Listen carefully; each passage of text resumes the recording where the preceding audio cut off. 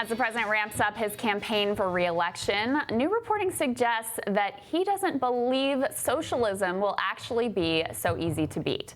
According to the Daily Beast, the president told donors, quote, "A lot of people think it'll be easy to beat. The truth is it might not be so easy."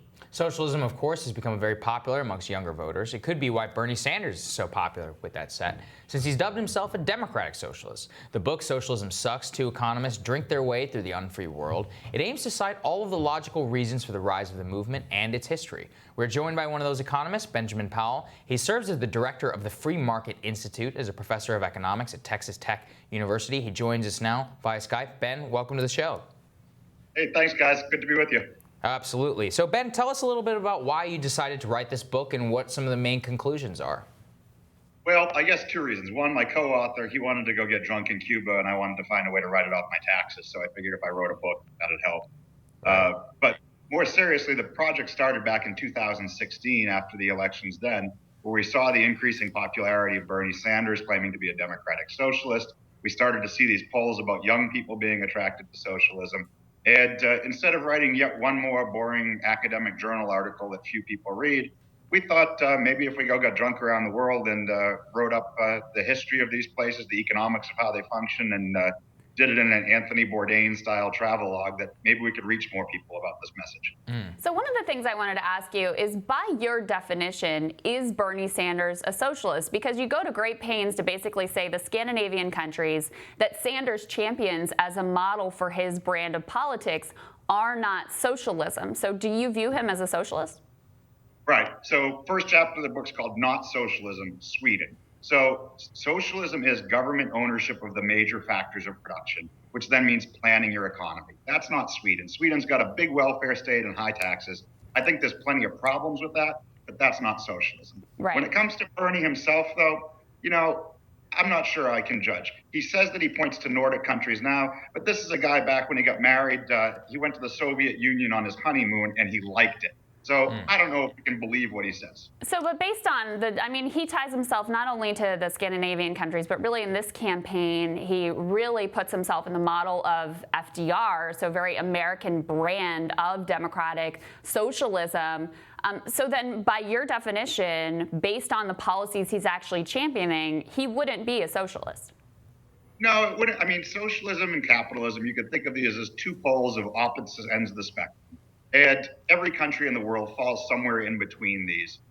For real pure socialism, the Soviet Union in the early 1920s, China under Mao and the Great Leap Forward, that's probably the closest that you came to it. And we also don't have a purely capitalist country in the world today. What Bernie wants to do is move us further down that road to serfdom towards the socialist end of the pole by socializing some industries, supplanting private markets with government planning and control. It's not full-blown socialism, but it's a move in that direction. And so, Ben, what in your estimation is the most socialist thing that he proposes? I suppose what's going to go on with healthcare, if we actually got full government provision of healthcare, so going beyond single payer and actually having government provision of healthcare, because we've seen that this is a slippery slope with what we did with Obamacare, and now candidates pushing beyond that. That might be the most likely. But, we already have industries in the United States that are largely socialized. K through 12 education, it's largely government funded and government directly provided. And I think it's a disaster. Well, also the military, also Social Security, also Medicare. We have lots of examples in this country of that type of socialism, if you want to call it that. The other thing that I wanted to ask you about is, was there a time period in America's history when we were further down that sliding scale, as you put it, towards socialism? Because a lot of people would point to the FDR era. A lot of people would point to the post-World War II era, when our middle class was expanding, when union rates were much higher, et cetera, as a period when we had more of that sort of quote-unquote socialism that you find to suck. Yeah, at various points, we've had aspects of our economy that were farther away from pure capitalism, but we were never particularly close to socialism. Actually, ironically, probably the only time in U.S. history that you had an example of something close to socialism as government planning of the economy, even though it wasn't replaced with government ownership, was actually the Confederate States of America during the Civil War. Private markets and initiative were virtually collapsed then and replaced with government planning. But the United States has always been fairly far away from real socialism. Ben, I do want to ask you, so people like to cite Venezuela as an example of a failed country. What do you think it is, in your estimation, if you could point to one decision to socialize a particular industry in Venezuela and in Cuba that ultimately brought down their economies? That it wasn't a decision about one industry there, that it was about more comprehensive government planning and control. And I think Venezuela is the big warning sign for people who talk about socialism in the United States, because a couple things to remember. One, Venezuela was relatively rich. In 1970, it had a higher income per capita than Spain itself. It had many decades then of kind of stagnation and low growth. But once socialism came in with Chavez, the economy was hollowed out. High oil prices masked this for a while because they sit on the world's largest oil reserves. But meanwhile, while that was going on, food imports were skyrocketing because production was collapsing in their socialized economy. And it was only revealed once the oil prices came down. But the other important lesson with Venezuela is not just what happens to a rich country that becomes socialist, but this was democratic socialism. Chavez was elected in free and fair elections. He was reelected again in fair elections and put in a new constitution. And a lot of democratic socialists in the United States today want to say, oh no, Venezuela, the Soviet Union, Russia, this isn't what we mean by socialism. We want democratic socialism. But they miss that there's a link between democratic freedoms and economic freedoms. Without your without your economic freedoms, it's very hard, I'd say impossible, to maintain your political freedoms, because when you centralize control over the economy, you're necessarily going to have stagnation and retrogression.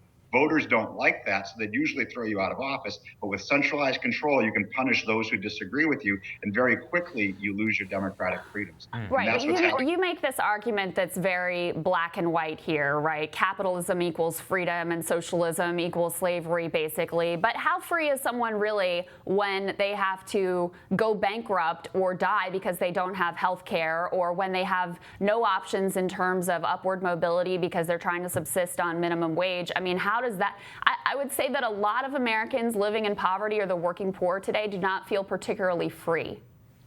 So I think, one, we have to be careful what our definition of freedom is here, of negative rights versus positive rights. But I think actually, when it comes to real problems in the United States, we can recognize that we have real problems with some people trapped in perpetual poverty, some people with hard access to health care, and failing education system. But I would say that these things are not the result of capitalism or the free market.